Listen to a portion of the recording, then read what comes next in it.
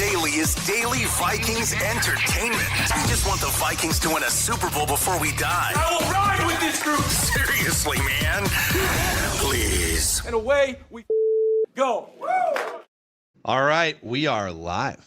We are looking live on the Purple Daily YouTube channel here for a midweek Combine Week edition of Latest Vikings News.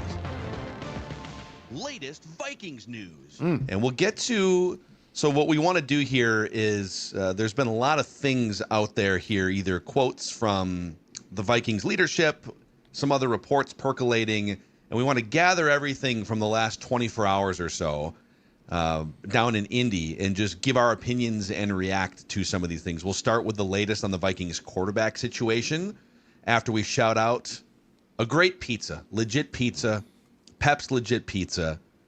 If you're looking for 100 years of family recipes perfecting the art of pizza, Pep's Legit Pizza is here for you, where they keep it Midwestern, stone-baked, tavern-style, thin, crispy crust. Great Midwestern ingredients, mozzarella, sausage. I actually love the sausage mushroom flavor. It's probably number one on my big board. But if you're looking for an authentic at-home pizza parlor experience, throw that Pep's Legit Pizza in a pizza oven for, 16 to 18 minutes. If you like it kind of golden brown, cut it into squares and bon appetit. Enjoy. All right, boys. So much Vikings news. Let's start with the latest on the Vikings quarterback situation. Some of this feels like it's just ambiguous speak, but then there's also some tea leaves to be read. Kevin O'Connell on if he still views JJ McCarthy as a franchise quarterback. Quote, a lot of those feelings are still the same. It's just the timeline is in a different place for all of us than it was in 2024. Rob Brzezinski, who is the acting general manager right now on the Vikings quarterback option, said, quote, I don't know that we're ruling anything out. We have not a ton of time, but we have a couple of weeks, and so we're exploring every option that could be out there. It's casting a wide net, I guess I would say. There's a couple other things here too, but those are the main comments on the Vikings quarterback situation from Kevin O'Connell and Rob Brzezinski. Brzezinski also added in a separate interview, that was with the assembled beat writers. He also spoke to the Vikings Entertainment Network, where he said, and I'm kind of paraphrasing here, that we need a certain baseline of quarterback play, and it is our goal to find that for 2026. Yeah.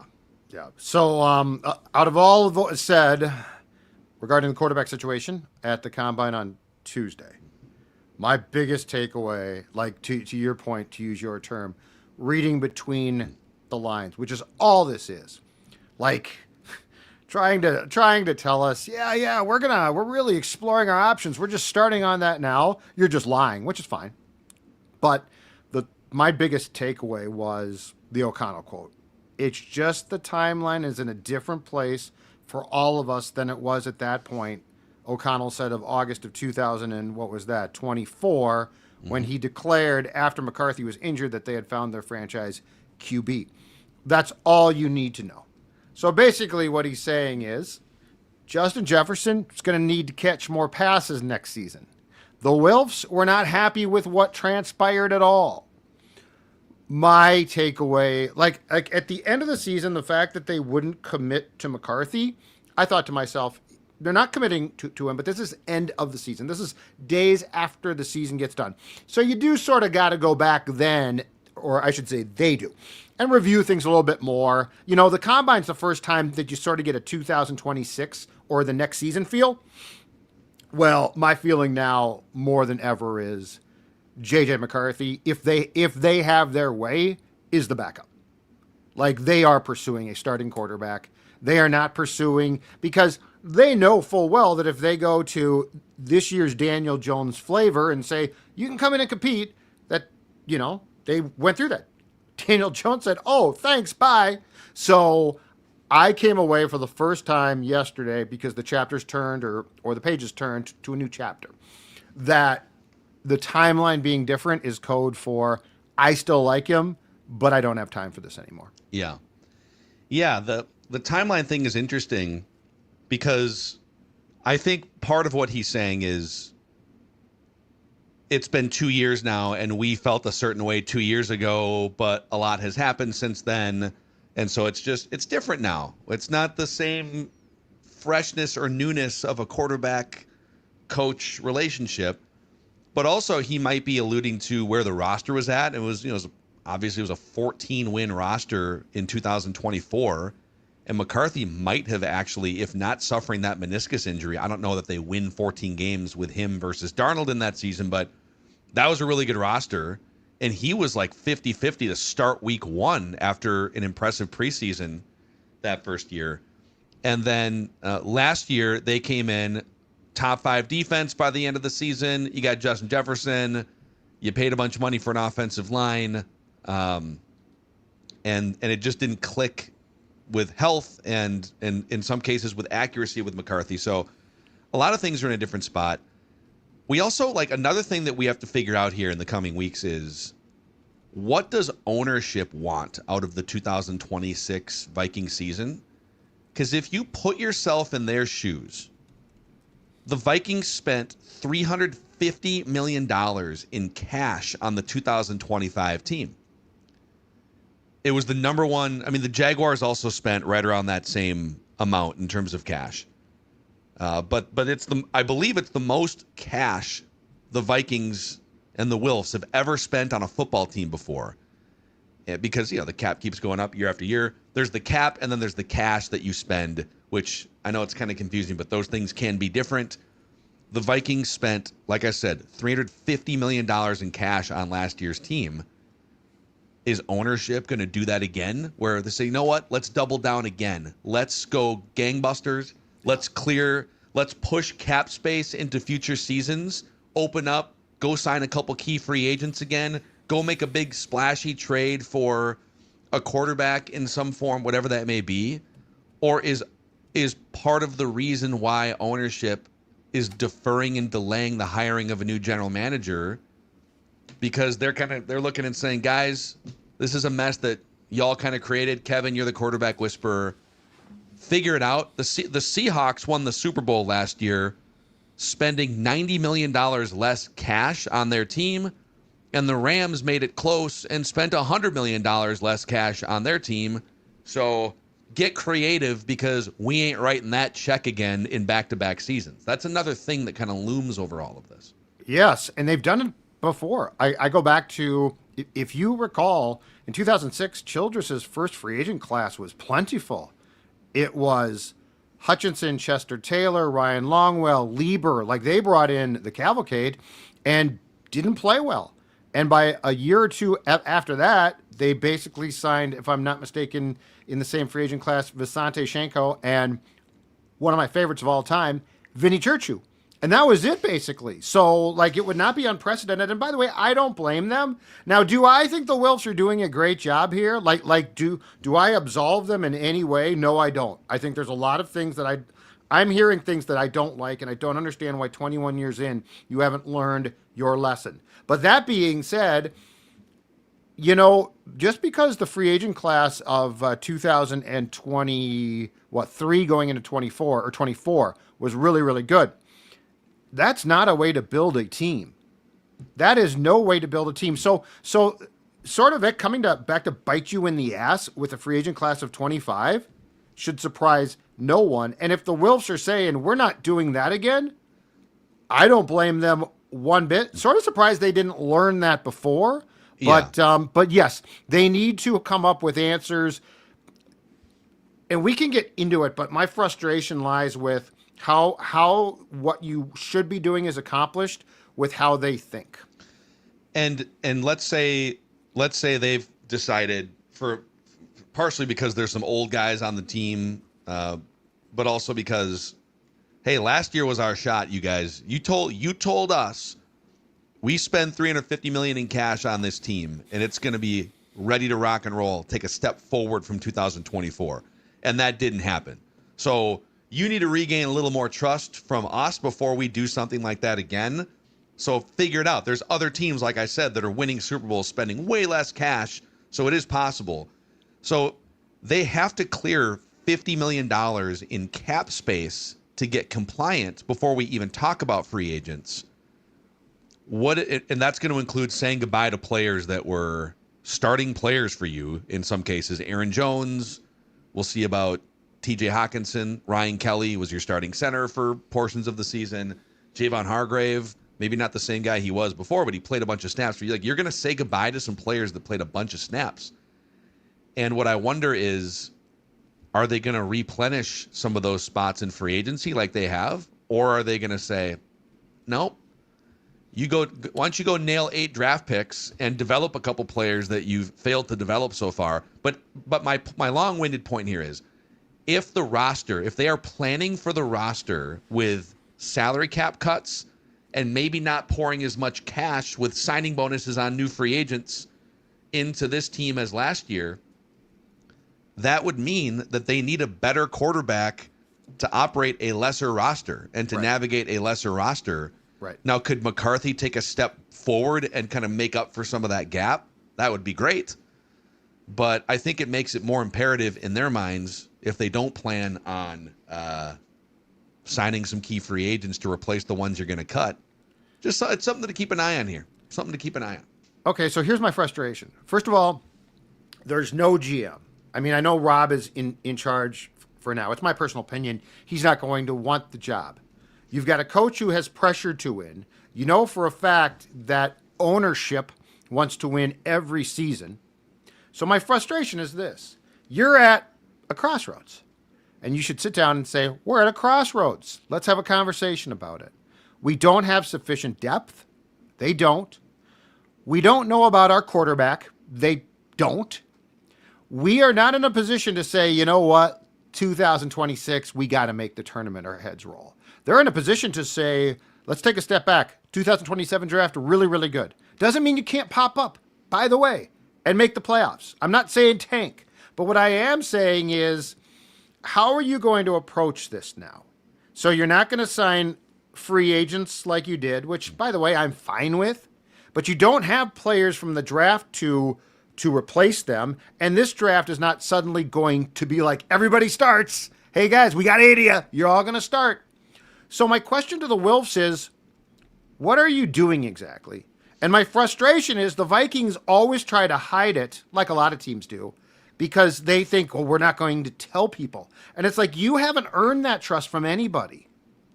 At least be a little bit more transparent. Like, who in that building do you say, who in that building do you say, you know what? Sort of Tim Conley like. Tim Conley does a lot of things we don't see coming. And you know what? He's usually right.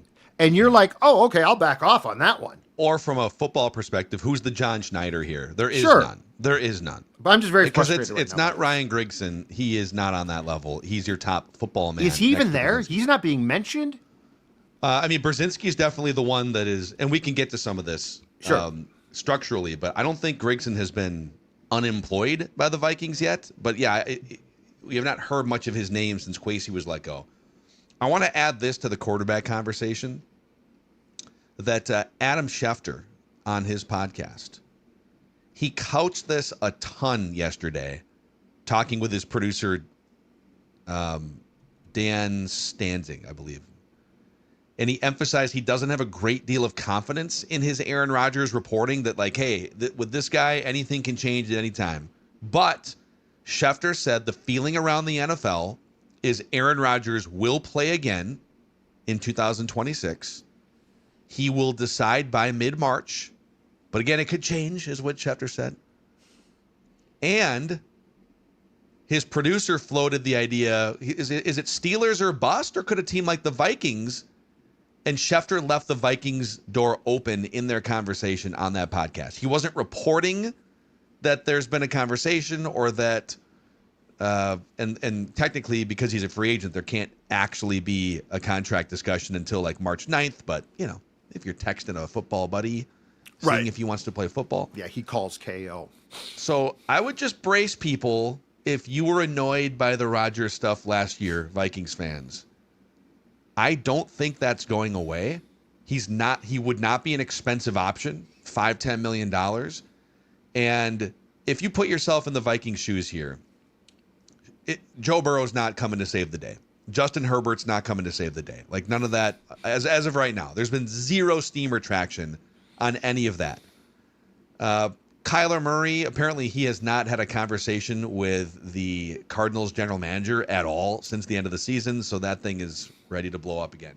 So there's going to be some of these names. But if you're the Vikings and you are looking for a 1-year option as insurance or someone to just start for 1 year over JJ McCarthy and put him on the QB2 back burner, and leave your options open for 1 year from now going into free agency and going into the 2027 quarterback-rich draft class. The list of options is not that long. It if it's like 1 year, QB1, McCarthy slides over here, you feel better if you're Kevin O'Connell. It's not that long of a list. And Kirk Cousins is on it, and he'll be available, but I think Aaron Rodgers is probably still on that list. Sorry, Vikings fans.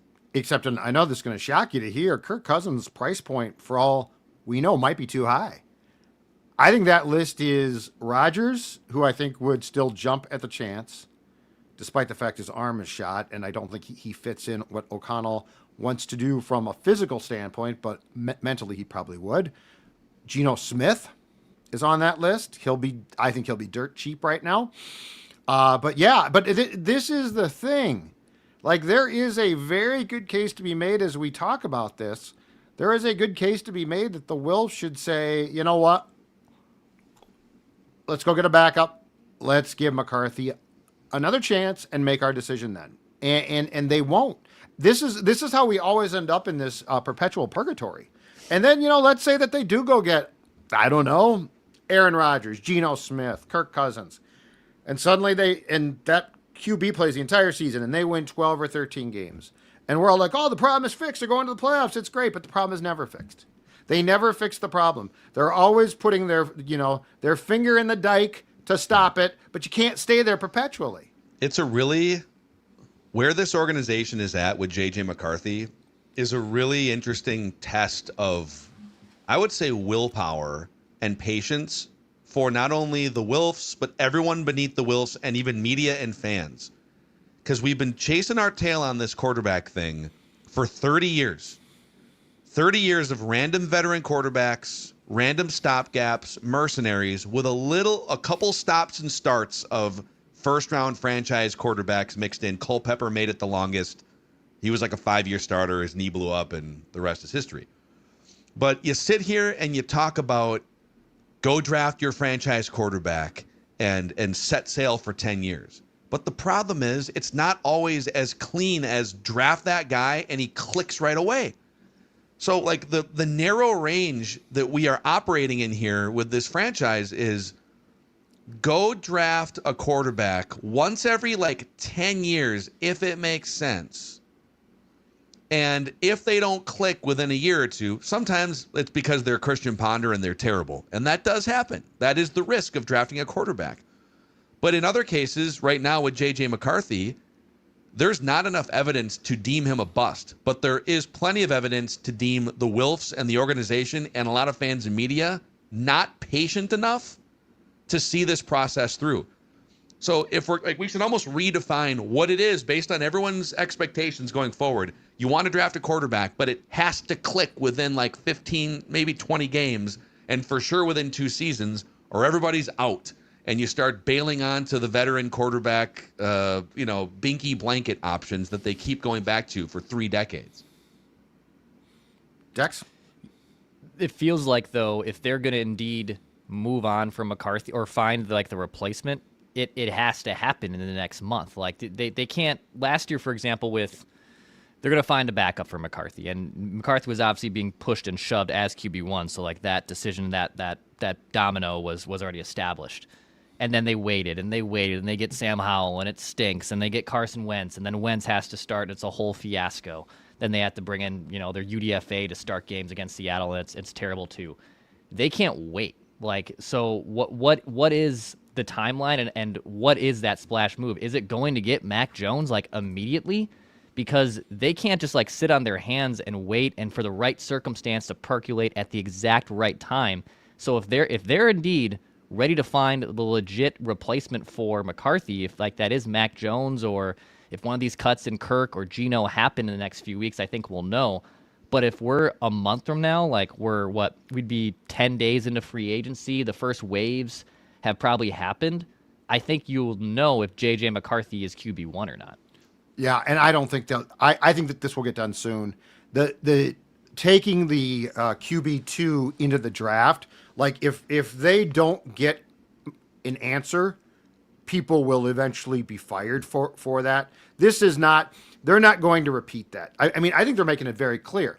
The problem is when O'Connell talks about a timeline is subjective, right? A timeline can be 10 years, the timeline. He's saying we're under pressure to win now. He is saying, and this is where the problem lies. So your timeline is always, and this is the issue, your timeline is always short-sighted. And I'm not even defending McCarthy. What I'm saying, my issue is I'm seeing a bunch of football people here scrambling for their lives, trying to cover their asses and save their jobs, as opposed to doing what's best for a franchise to win a Super Bowl. So the timeline is different. Okay, let's take Dex's example. Okay, timeline's different. We're going to trade for Mac Jones. Are you telling me that trade for Mac Jones, we all say, oh, okay, Super Bowl. Super Bowl for sure now. Like you got, in Brett Favre in 2009, which was the ultimate mercenary of mercenaries, you did bring in a guy who then quickly you saw, oh, it's still there, right? Yeah. Mac Jones is a former, much like McCarthy in some ways, I guess, could be. He's a former first-round bust who found the right team and right program, and as a backup quarterback was really good. But when we're talking about timelines, what is your timeline? Are we talking about a timeline to try to win a championship, or are we talking about a timeline to cover your ass so you can save your job? Yeah.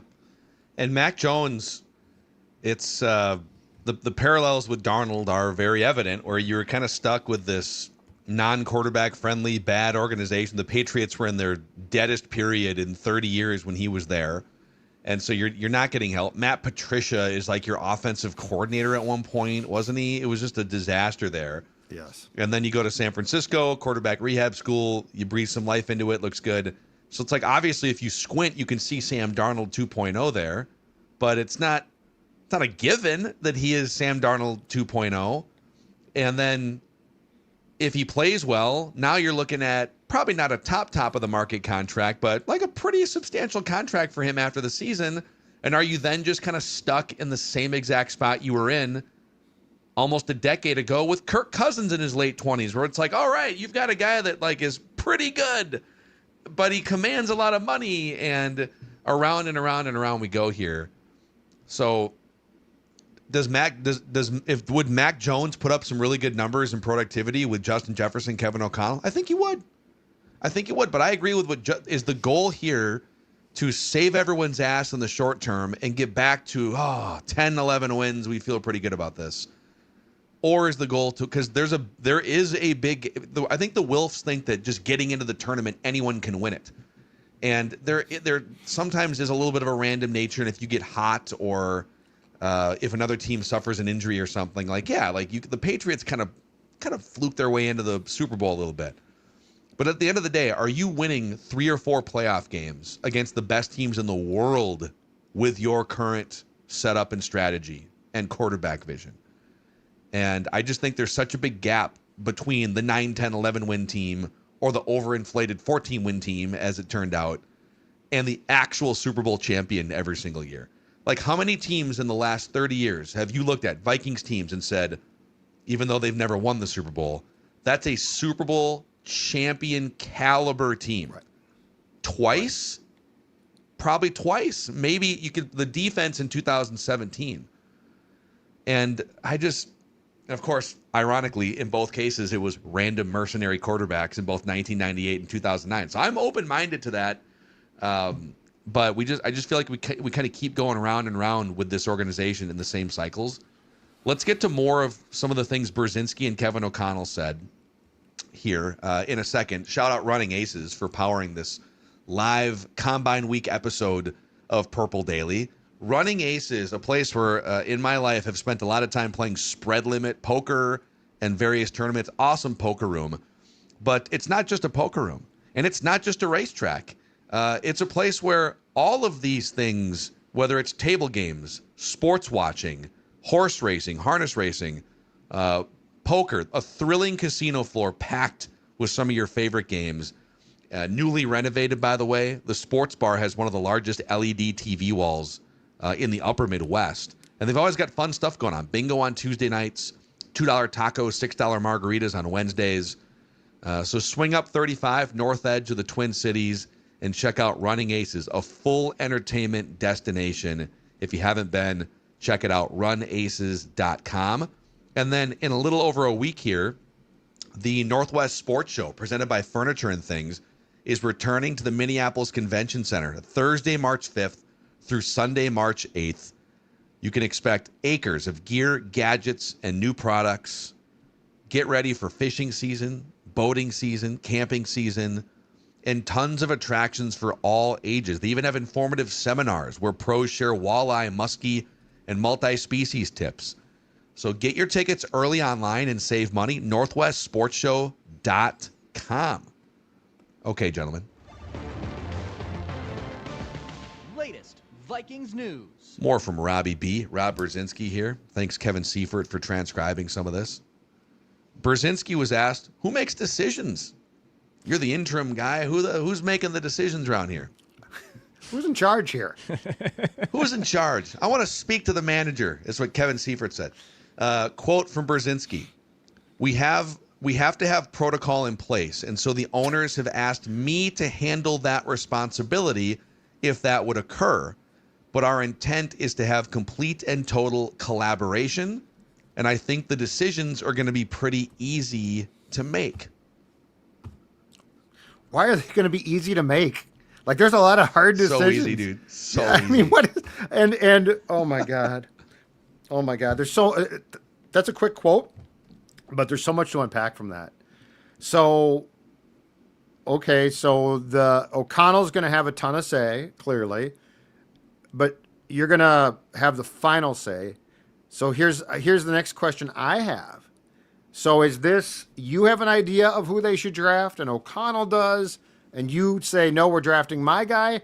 Or is he the adult in the room between O'Connell and, let's say, Flores? Flores like, I need this cornerback. And O'Connell's like, no, we're going with the wide receiver. And Brzezinski's like, hold on, guys, let's play nice. We're taking the cornerback. And O'Connell's like, oh, this sucks. I don't like this draft. So, like, I have a lot of questions. So is Rob saying he's the tiebreaker, or is Rob saying I'm the captain now? He's saying he's the captain now. He gets the hammer. Right, but the question is, does he get the hammer for what he thinks, or is he just get the hammer to break ties? So he's the guy who says, no, we'll go with this guy because you like this guy. Because Rob's like, I don't know what's confusing about it. Rob Brzezinski gets the final decision if there's a conflict. Right. Period.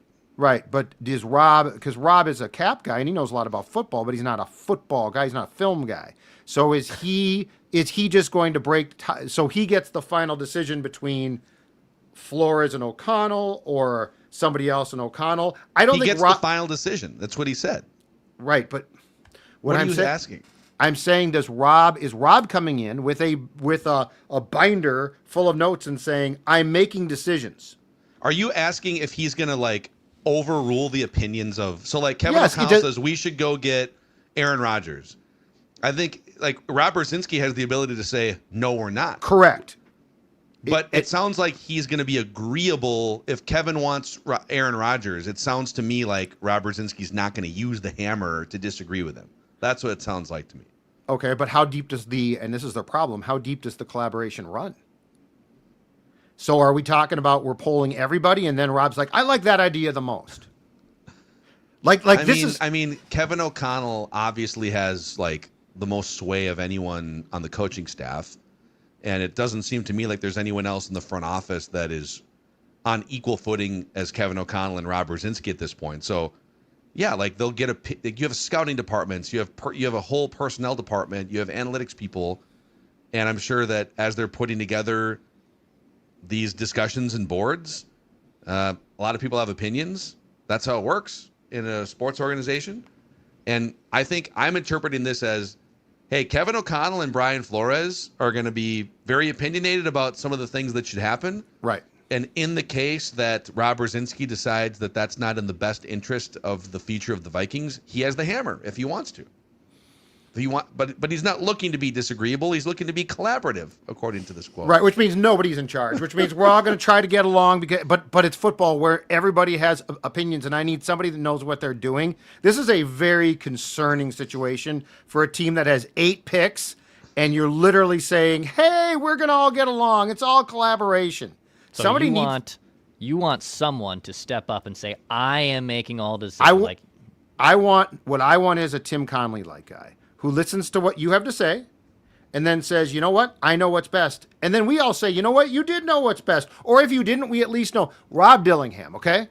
Yeah. Tim Connolly took a gamble there. Now, it didn't work, but he did spin it off in a successful trade. But I do not feel like with the Wolves, all hell breaks loose during the draft. And I know what's going on. And I'm like, I trust you guys. The Vikings literally have a hodgepodge of people coming in and saying, Keaton McCardell, who, by the way, I think is a good coach, good wide receivers coach, pounding the table in the 3rd round for what, Ty Felton. Yeah. That's a freaking disaster. Mm-hmm. I agree. So if Rob says, you know what, Keenan, I think you're right. I'm not really a football guy, but I think you're right. Or crazy. I think we've landed in, I agree 100% with what you're saying, is the Wolves have Tim Connolly and other smart people. Matt Lloyd is their general manager under Tim Connolly. He'll probably be a Pobo somewhere in the next 5 years. Yep. But at the end of the day, Tim Connolly is a godfather of basketball operations. Yep. He built the Nuggets into a championship team. He left literally months before they went and won the championship. But he built that for 10 years. He pulled 3 or 4 major trades with the Timberwolves, getting thoughts and opinions from other people, I'm sure, in the organization. But, to your point, I agree. He is the unquestioned front office godfather. The Vikings have nothing close to that right now. Right. And they have owners who live in New Jersey for the majority of the time. And it seems like oftentimes lose touch on the flow of leadership in their own organization. The comments are hilarious right now. On one side, Slide to Play says, how is Judd confused? And then 77 Racing 71 asks, how is Phil employed?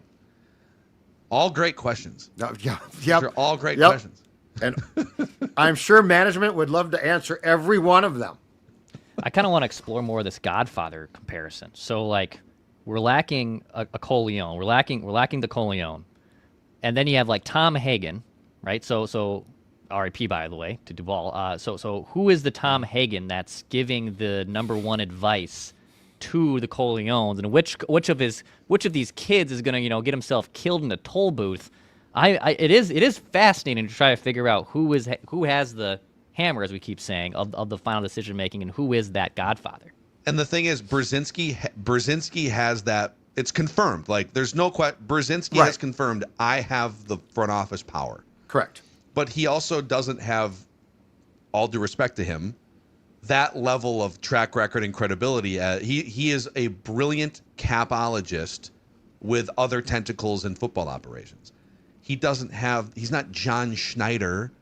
He's not, look at some of these front offices where that dude, he might not bat 1,000, but that's the guy. He's a dude. That guy knows how to form a great roster. Yep. So there's more here.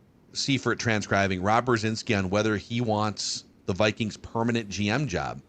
Quote, I'm just focused right now on the next 2 months or whatever's ahead of us into the draft. It's an awesome responsibility. I've been here a long time. I know what this franchise means to our fans and just want to be a small part of one day delivering that championship. So whatever steps we can take in the next couple months, we're going to do that to make that happen. And that's what I'm focused on right now. And by the way, that entire quote, I buy completely. There's not, I've known Rob for a long time, and I buy that quote completely. This dude's been here since 1999. He was hired by Red McCombs.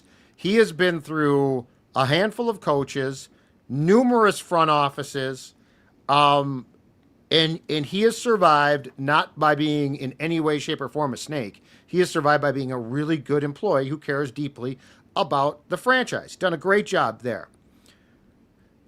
I'll go back to what I said before. I don't even think I don't think he's going to vie for and say I should be GM. I think they fired Kwesi. They asked Rob. Rob is a really good soldier, and he said yes. So this is not dumping on Rob, but it is dumping on how the system is run. Yeah. And it's just, to me, a tremendous responsibility to put in his lap. When you look at, and they're all important, so I'm not trying to downplay this, but when you look at, particularly in my opinion, the importance of this offseason, on January 30th, you literally came in and said, this is in your lap now. And how is that fair? And more importantly, how's it a good idea? And also, like, one last thought on this, then we'll get a couple Kevin O'Connell quotes, but it's wild to me. The Vikings decided, the Wilfs decided late, we're going to fire Kwesi.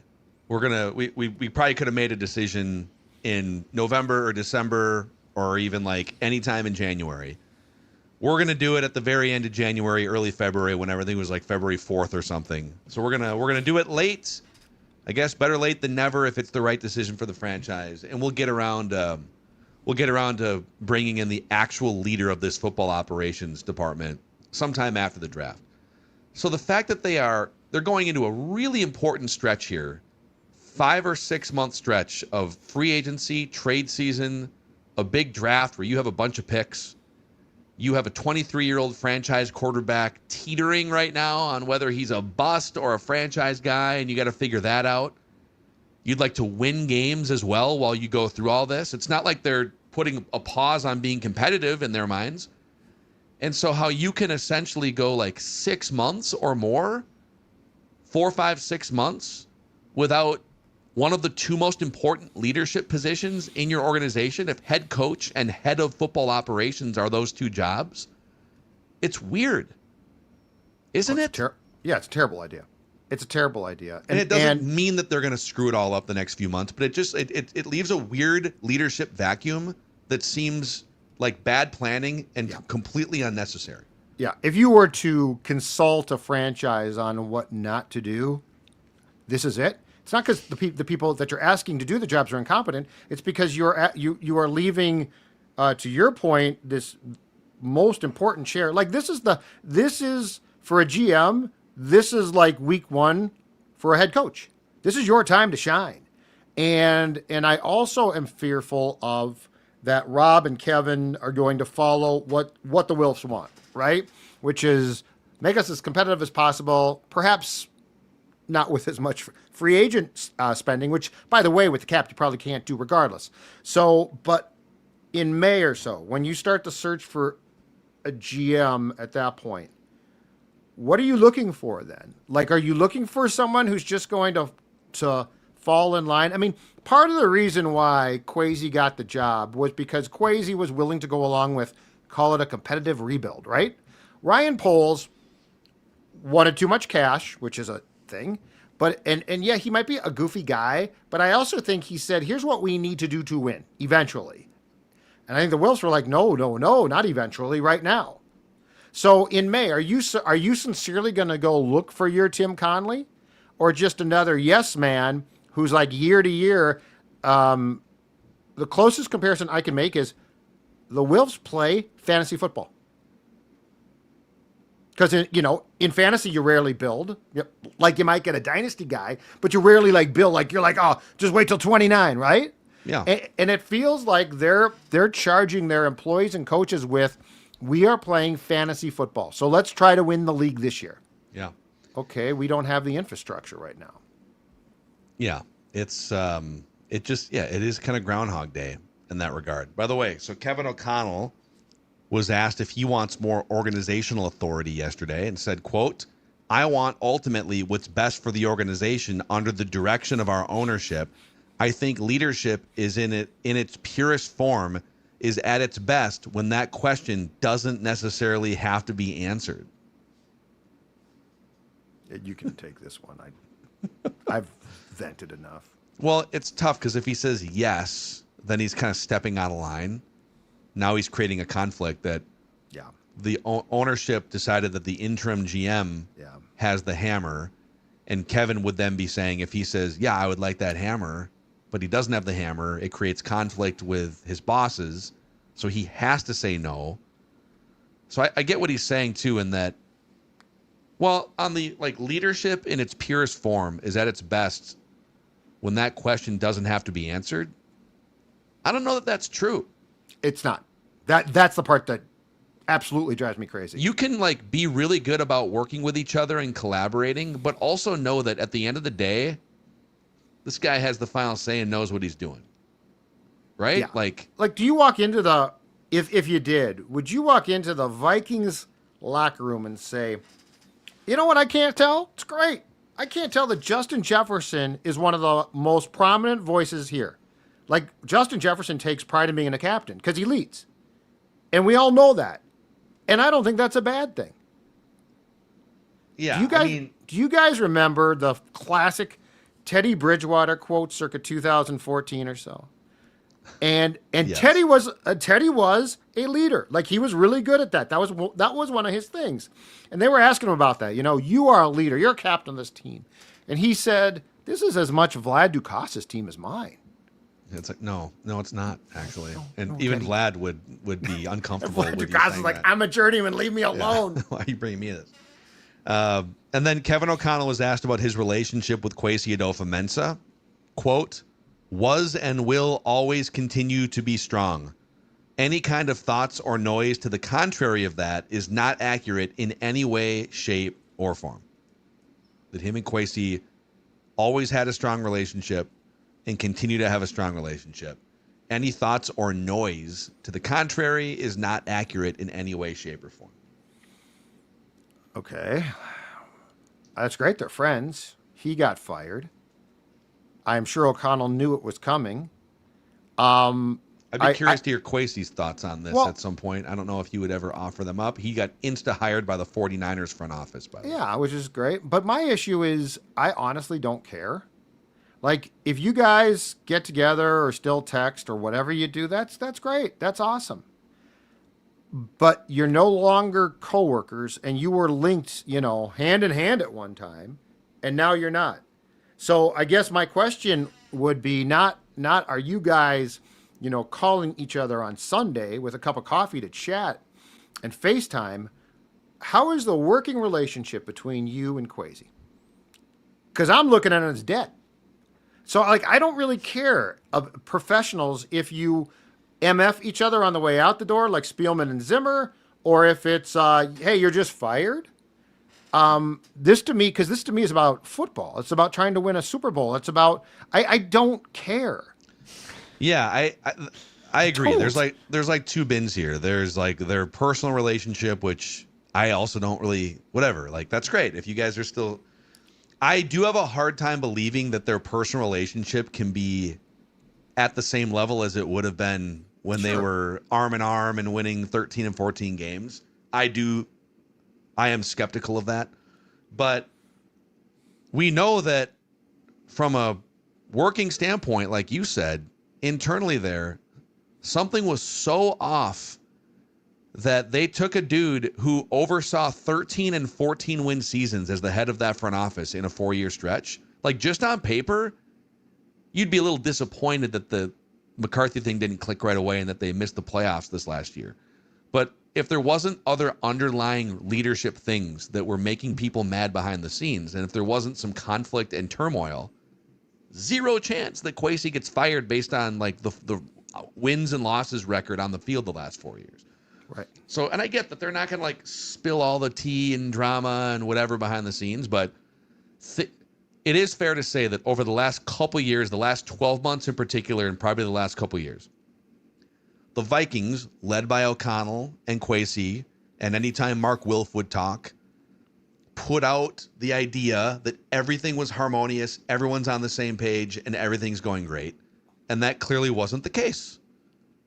So what that gap was, maybe will never be fully clarified, but it kind of feels like the Vikings, there was a lot of things in turmoil professionally and workflow-wise and leadership-wise that they're trying to make seem like in some ways weren't really a thing, but they were a thing enough for you to fire Kwesi a year after giving him a contract extension. So pardon us if we're looking at this celebrating 50 years since the last time this franchise went to a Super Bowl and poking at it a little bit. Sorry. I feel like it's very, and this might be recency bias on my part. I feel like it's very 2026 to say, oh, he got fired, but we are still friends. Like, I just don't know when that was. Like, Kevin, everyone's talking about this professionally. Like, nobody gives a crap. The only reason why the Spielman-Zim thing was fun is because they literally MF'd each other and then quit talking. Like that was interesting. But I just, and Kevin, you don't just say, you know what? Just say we moved on. Everyone moved on.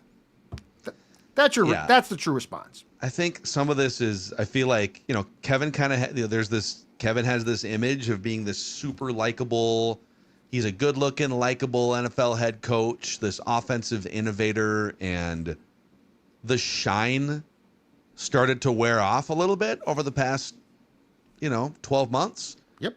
And I don't think it's comfortable for him. Like, I think anyone in his spot would be annoyed by all the things that have happened in the last 12 months and people kind of poking at him like, are you really a quarterback whisperer? I don't know. He's been more bristly. There's just been a little bit more dissonance between him and media and just him in general the last 12 months.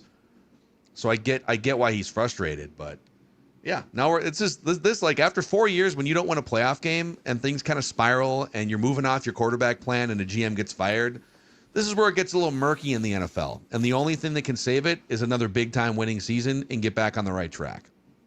Like, it starts by figuring out who your quarterback is in the next 2 or 3 weeks. It's the perfect example of a football marriage between a fan base and a coach, right? Love, top. Yeah, 10, KO's the greatest. great. KO's the greatest. And now we've been married for a while, and we're starting to see the toothpaste caps not on the toothpaste. Things are being left out. Toilet paper has been put in the wrong way, so it's going under instead of over. And now you gotta go on a trip, like a 13-game win trip. And even then, there's gonna be some like, is this real this time? Yeah. So, yeah, it'll be. What's funny about this, Phil? Denny Green, not to compare him and Kevin personally, but he had the same exact thing, right? Makes the playoffs first couple of years. It's like, oh my God, you've gone from not being a playoff team to a playoff team. Denny Green, he comes in, a new sheriff in town. We're all like, yeah, this is awesome. Makes the playoffs. Loss. We're all like, oh boy, these losses are getting boring. Misses the playoffs in 95, and then by 96 makes it back. And if not for the miracle against the Giants, was going to be fired if they lost. Mm-hmm. And then redeems himself. So yeah that's his. KO's going to need pretty quickly here a second act that doesn't involve just smiling. And it needs to be a second act that has high level offense. That's his forte.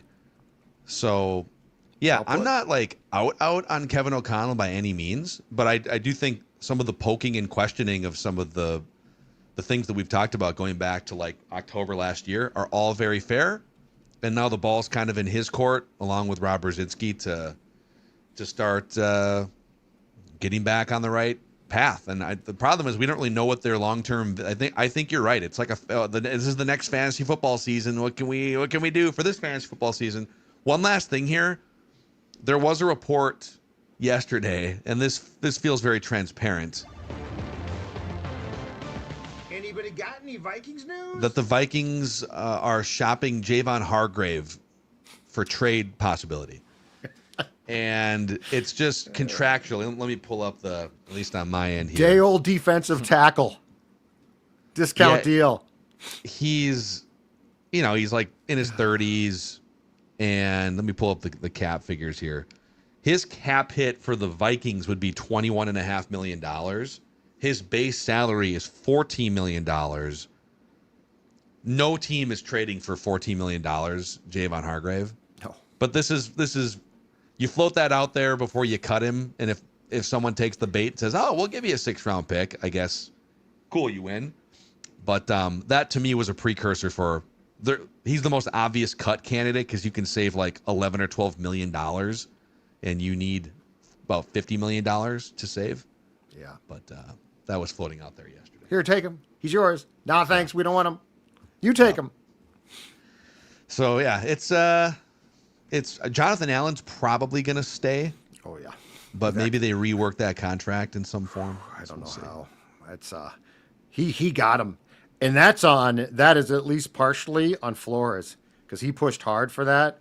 And I'm not saying that Jonathan Allen on the right contract would be the worst guy to stay. He's not. But that contract was a really bad idea. Yep. Unfortunately. So that's your latest Vikings news. Combine week. Hey, is that some Vikings news I see? And we'll keep tabs and we'll recap more tomorrow too, kind of the next 24-hour cycle here. We also have, if you missed it, well, maybe you're going to consume it on a separate screen so you can have both of the episodes side by side. But write that down. We did our predictions on a second episode of Purple Daily here. So thanks for hanging out with us live. Hit that subscribe button, the like button on the Purple Daily YouTube channel. And on Apple and Spotify, a 5-star rating and a positive review also help us keep growing this awesome Vikings fan and podcast community. Appreciate you guys, and we'll see you tomorrow here on Purple Daily, where we just want the Vikings to win a Super Bowl before we die.